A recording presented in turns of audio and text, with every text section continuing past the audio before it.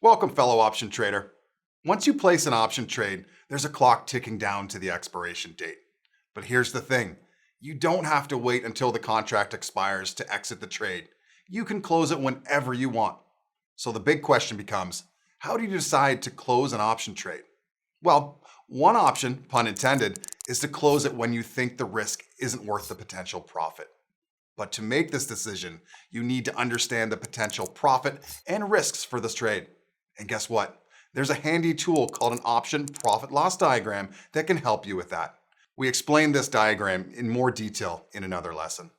But it takes into account the price of an underlying security and shows you how much money you can make or lose from an option trade when the option expires. Okay, let's break it down with an example. Keep in mind that this example doesn't include commissions and other fees. Let's say the stock is trading at $60 and you buy a $60 put thinking that the stock price will go down to $40 over the next 3 months. This trade will cost you about $1,000, which is also going to be your maximum potential loss, giving you a break-even point when the stock is trading at $50. And your potential for profit? Well, it's limited to just $5,000 because the lowest the stock can go is zero. Fast forward 2 months, and let's say the stock price goes down by $15. Now this is where your profit loss diagram comes in handy. It shows you that you could be looking at a potential or unrealized profit of $500. So what's your move? Well, you've got a couple of options here.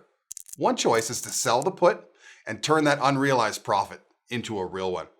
But if you decide to hold on to your put, things can get a bit more interesting. If the option expires worthless, you'll lose the initial $1,000 cost, but you'll also lose the $500 in unrealized profit, giving you a total risk of $1,500. You can see this on your profit and loss diagram by drawing a new trade line that includes your unrealized profit. Just know that your maximum potential loss is still the $1,000 you initially paid for your option, and that the unrealized gain is only an additional risk on paper.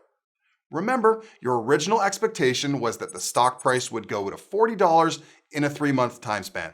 So, if the stock gets to that point, you have a potential profit of $500 more than what you would get by selling the put now.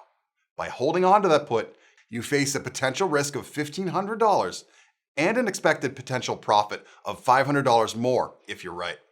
Your decision to sell or hold can be made based on how comfortable you are with the ratio of risk to reward.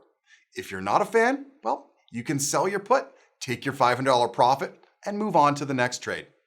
So, what's the bottom line? The right time to close an option is when you think the potential gains no longer outweigh the potential risks. And that's where the profit and loss diagram can come in handy. It gives you a clear picture of what those potential gains and risks are. That's all for this lesson. Happy trading. Have more questions? Check out the links to the right and in the description below.